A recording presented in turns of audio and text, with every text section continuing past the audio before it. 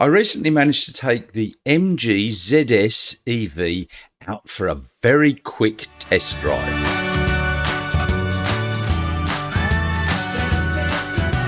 Unfortunately, I didn't have very long with the new MG ZS EV, but all the same, it was quite impressive for its price and certainly better than the previous model. It's made by SAIC, which is a Chinese car manufacturer. But let's start off by going through a few facts. Battery capacity is 51.1 kilowatt hours with a usable 50.3 kilowatt hours. Doesn't give much of a buffer, does it? The WLTP range is 320 kilometers, but more realistically just under 300.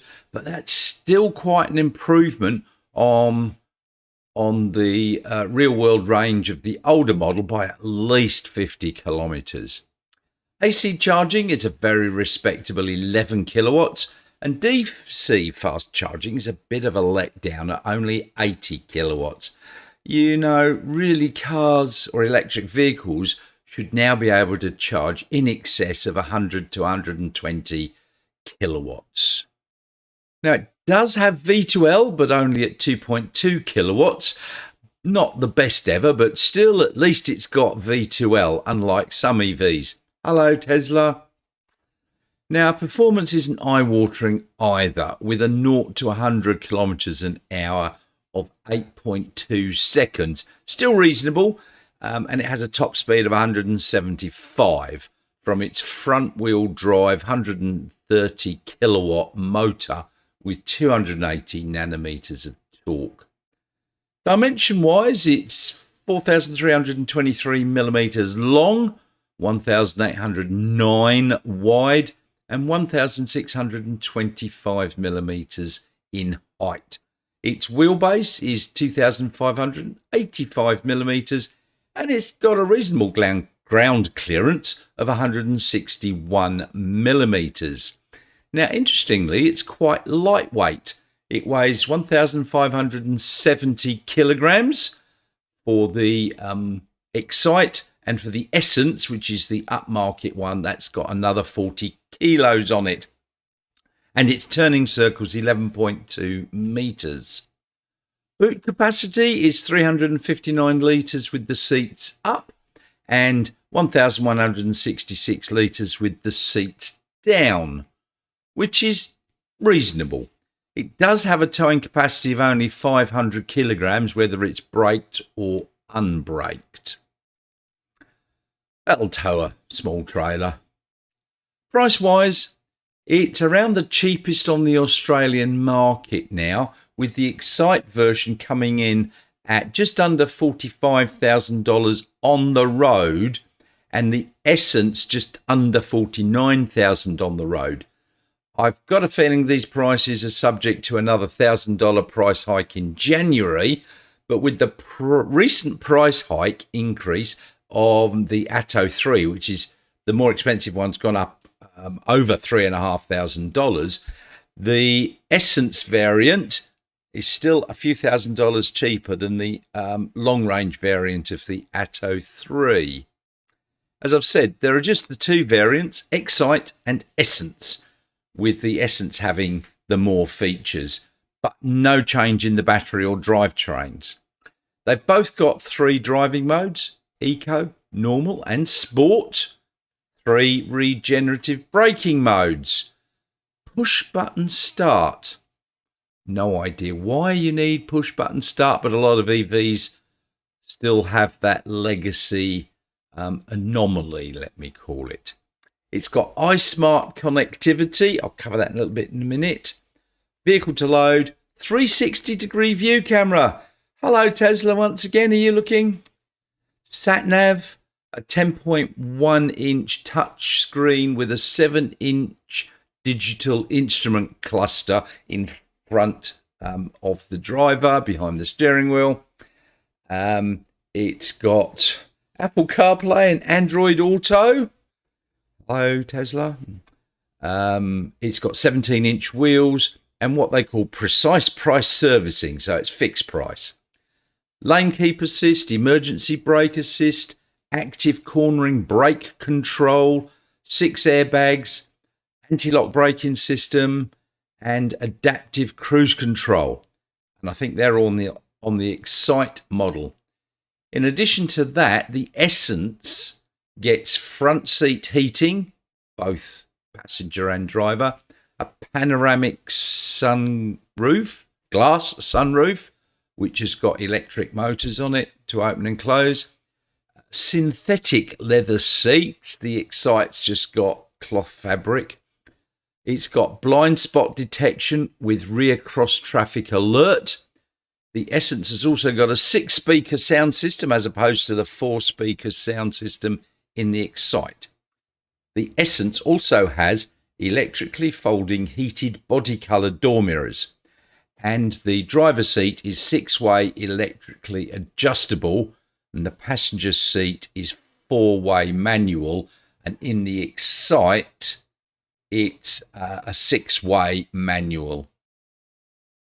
The iSmart app, you can lock and unlock the vehicle, locate your vehicle, monitor vehicle status, visualize the range and charging, and remotely control some features, but it's nowhere near as involved as the Tesla app is.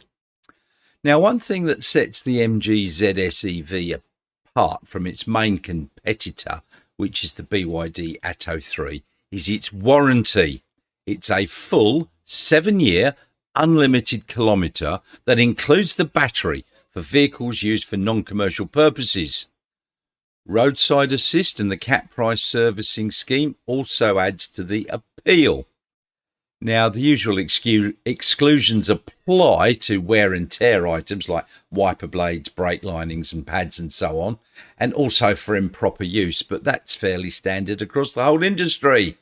The 12-volt battery is covered for 2 years, unlimited kilometre warranty, but otherwise there's no real hidden nasties, unlike with the BYD Atto 3. The cap price servicing in Australia is capped at $268 for each and every service, which comes in at 20,000 kilometres or 2 years, whichever comes first. But the 96-month or 60,000 service is 807 Australian dollars. But otherwise, that's pretty reasonable. The petrol versions I know have got a 1-year, 10,000 kilometre service interval, and it's about the same price. Instead of 268, it's about 258. Now, the other thing is they've also got over 80 dealerships around Australia that can sell, allow you to test drive and service the car. So you can go for a test drive without putting a $1,000 deposit down. The one thing that detracts from this car for me is the fact that it's based on the internal combustion engine variety of the MG ZS. But apart from that, it's a very respectable vehicle. So let's take it for a quick spin.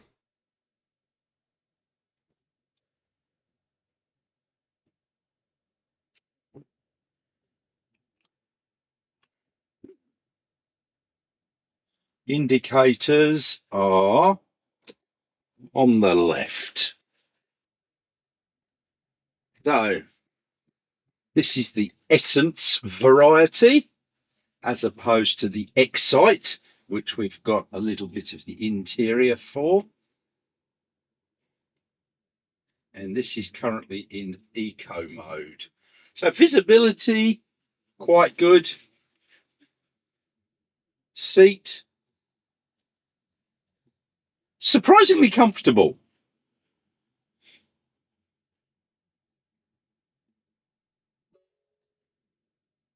Got a school zone in 150 metres.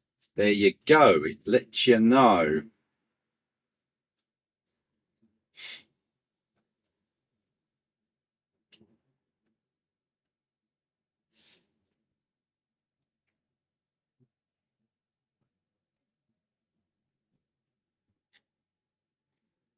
Don't know if this has one pedal driving,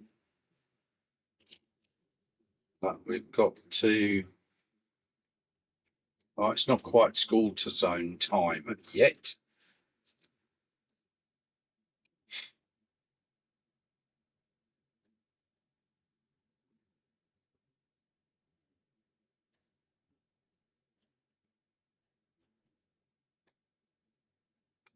So the response from the sat nav and the menu system does seem to be quite good. Have to stop.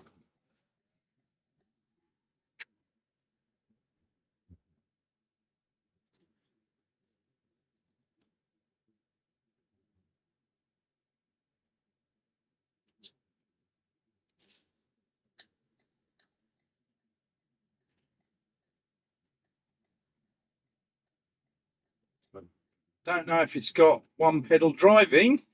Doesn't feel like it. Regen.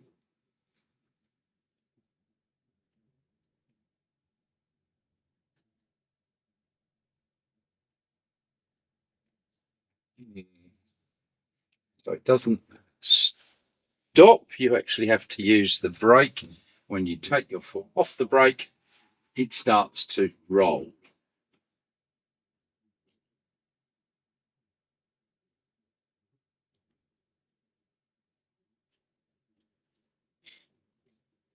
So this is a small SUV.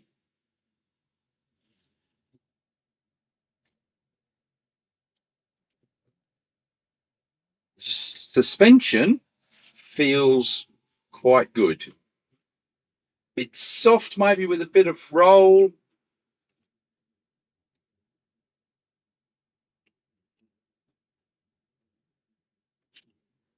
Now, we put the mode into normal.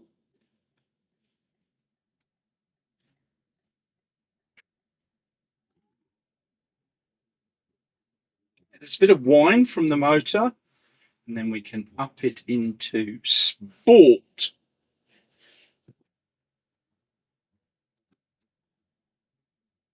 It's very different feeling. School zone in 50 meters.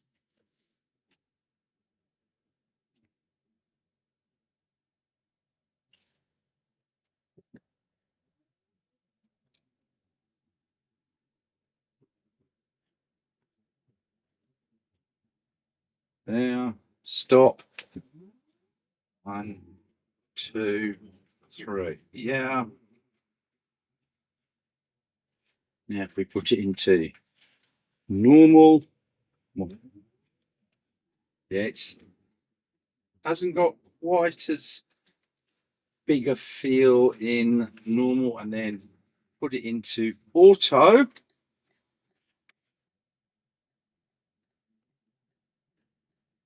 Into eco.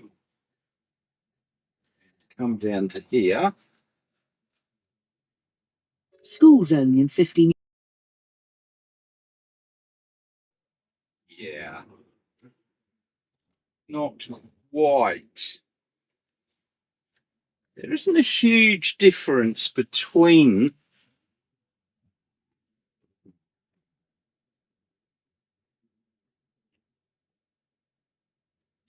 the modes, but yes, the sport mode has a little bit more get up and go.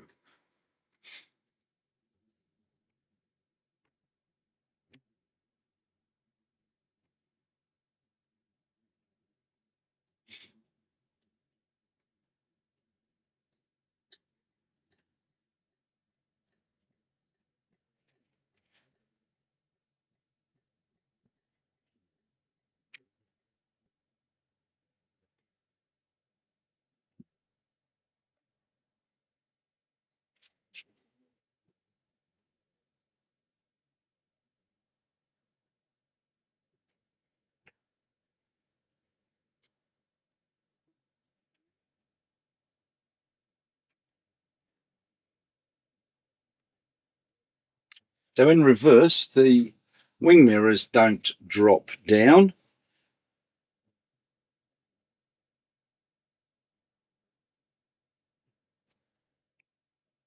But you do have the reversing camera, and turn it off.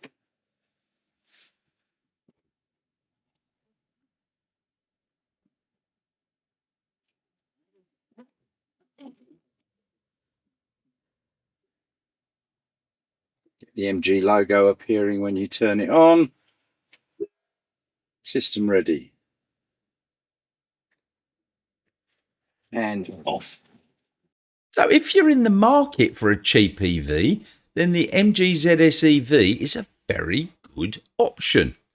So I hope you found that helpful. Please don't forget, click that like and subscribe button below. It all helps the channel, keeps me motivated, and doesn't actually cost you anything.